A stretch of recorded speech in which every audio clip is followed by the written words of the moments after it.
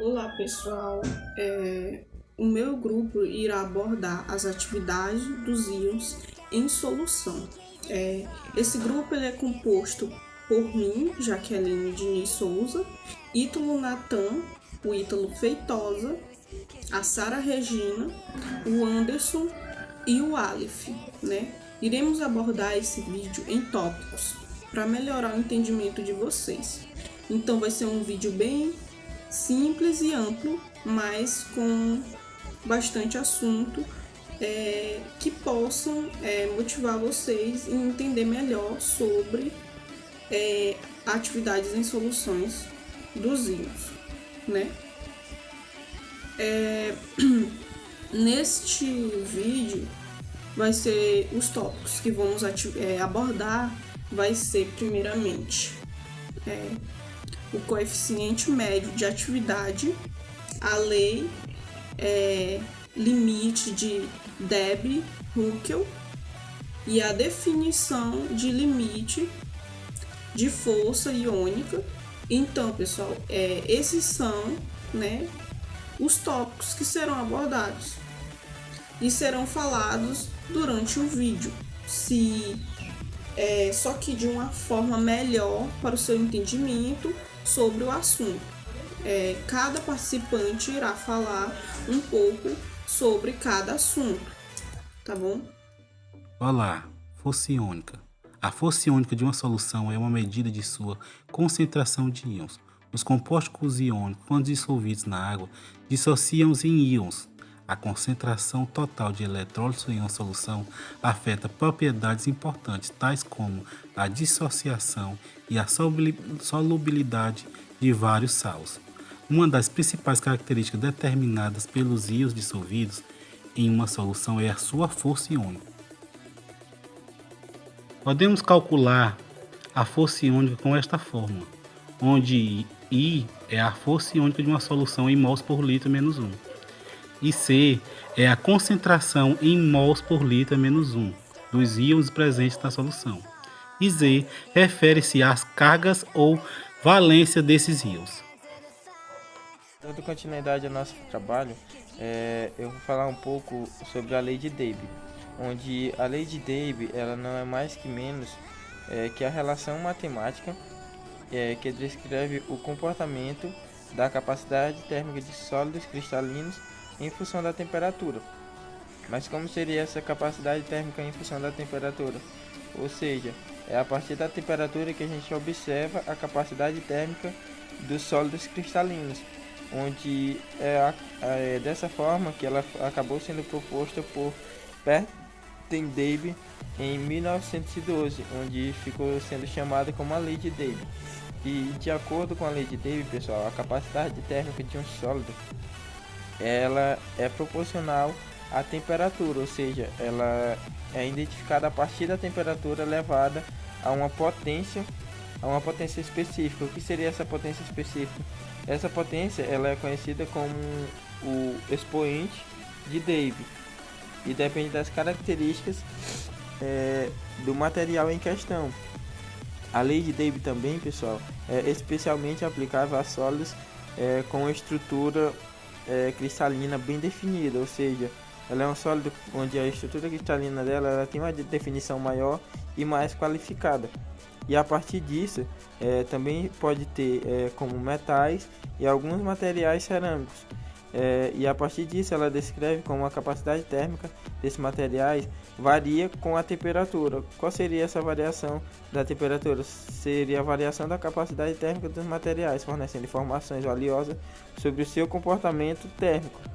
E resumidamente, para não extrapolar tanto tempo, a lei de Debye ela é uma relação matemática, como já foi falado, que descreve a capacidade térmica de sólidos cristalinos sem a função da temperatura, permitindo uma compreensão mais profunda do comportamento térmico desses materiais. Ou seja, é a partir disso que a gente vai observar qual é o comportamento térmico de um determinado material. É a partir da lei de Debye sendo aplicada a esses materiais. Então, pessoal, para concluirmos, a análise profunda das atividades dos íons revela um panorama intricado das interações em solução. O coeficiente médio das atividades emerge como uma ferramenta crucial, proporcionando uma avaliação prática do comportamento iônico, né? Enquanto a lei do limite de Derby-Hooke lança luz sobre variações em relação à concentração iônica e interações eletrostáticas, a consideração da força iônica como medida global amplifica a compreensão, desempenhando um papel central nas equações e nos modelos da termodinâmica. Assim, nós podemos desvendar os elementos e adquirimos não apenas insights valiosos, mas também uma compreensão mais aprofundada de como os íons verdadeiramente se manifestam em solução, né? Transcendendo as previsões teóricas, né? A gente consegue confirmar aquilo que foi teorizado há muito tempo. Esse entendimento refinado não aprimora apenas a nossa visão química em soluções, né? Mas também tem implicações práticas em diversas áreas científicas e industriais.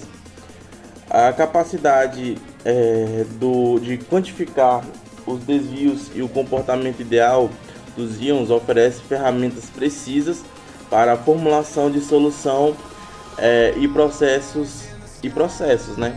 Impactando desde pesquisas laboratoriais até a otimização de procedimentos industriais. Ao reconhecer a influência da força iônica como medida abrangente, podemos ajustar de maneira mais eficiente as condições em sistemas mais complexos.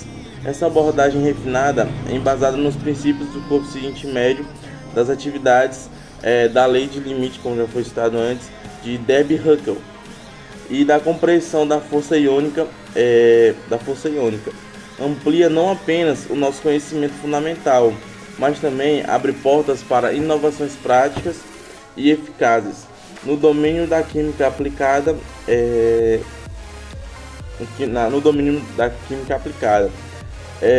Em última análise, a exploração dos conceitos abordados transcende os limites teóricos, né, desses conceitos, moldando o modo de como a gente abordamos as manipulação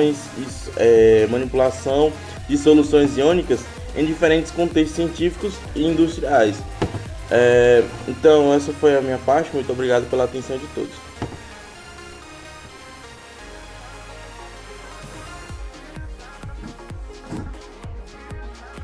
Boa tarde, pessoal.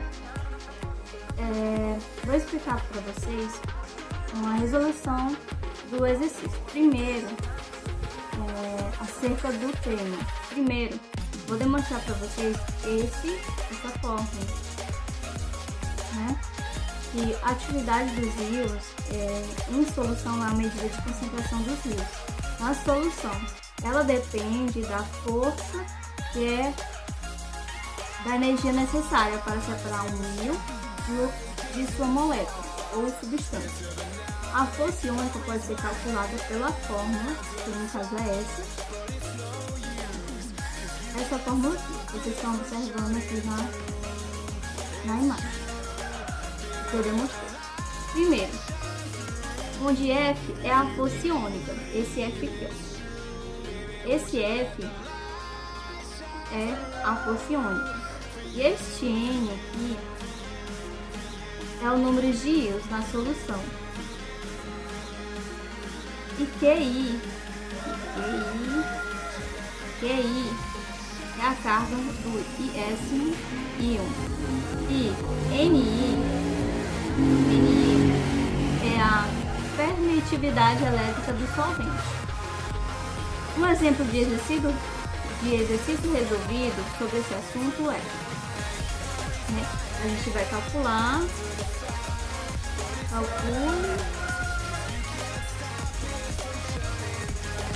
podemos substituir o valor da fórmula, a primeira fórmula que eu mostrei para vocês. Vamos usar a fórmula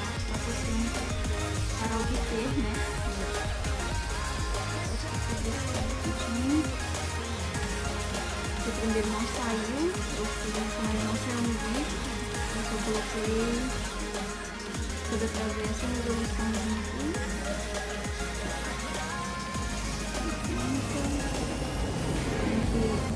GO2O, oxigênio e hidrogênio.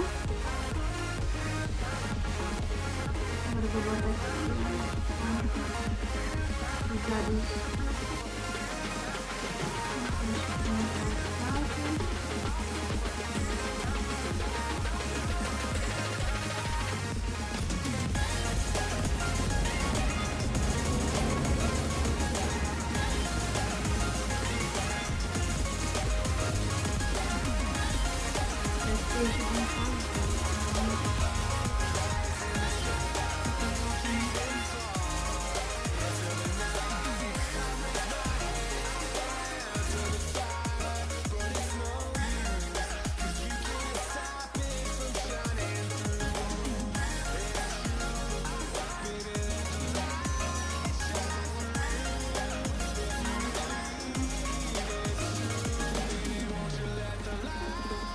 Montado aqui, né? Montado para substituir. A carga do sal zero. A resolução do início, né? Que acaba de mostrar no vídeo. E aqui já montei F igual a 5, né?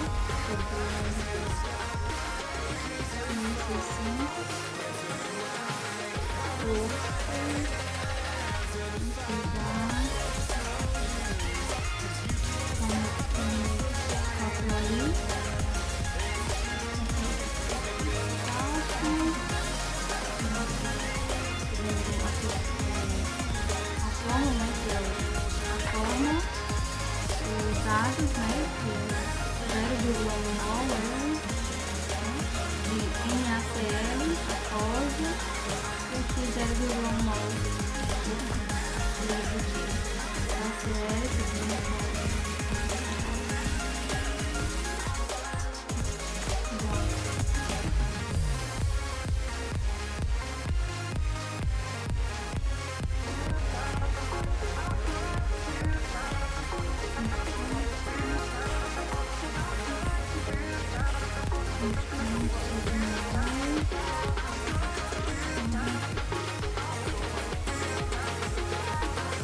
resolução do exercício. Quanto da quociente da solução é aproximadamente esse resultado. E eu estava falando no início, né? Atividade dos íons em uma solução, né? Uma média de concentração de íons. A solução ela depende da força iônica, que a energia é necessária para separar o íon de sua molécula ou substância. A força iônica pode ser calculada pela fórmula, aquela primeira fórmula que eu mostrei, que é essa daqui, onde F é a força, né? Onde F é a força e N é o número de íons da solução, né? QI é a carga do íon, né? Do íon. E a permitividade elétrica do solvente, que é E, né? Permitividade do solvente. E aqui pegou também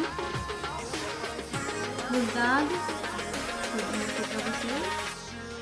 Foi calculado, né? Calculado pegando os dados para fazer o cálculo. Então, a força de uma solução que contém esses dados aqui.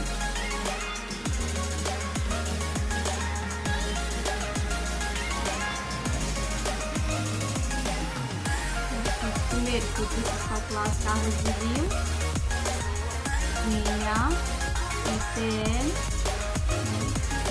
que são iguais à carga do sal neutro em HCl a temos, que no caso foi colocado no P, mais igual a 1, P, 0,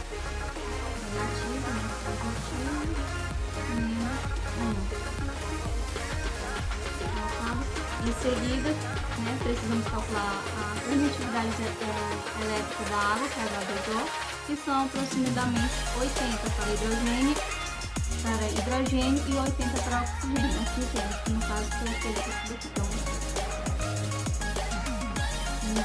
e depois a gente montou, a gente substituiu, botou a fórmula, né, depois a gente fez esse cálculo, né?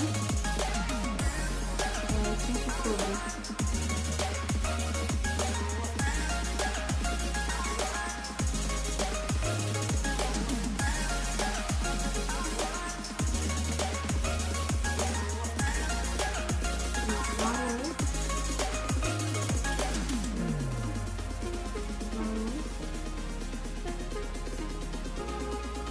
depois a gente montou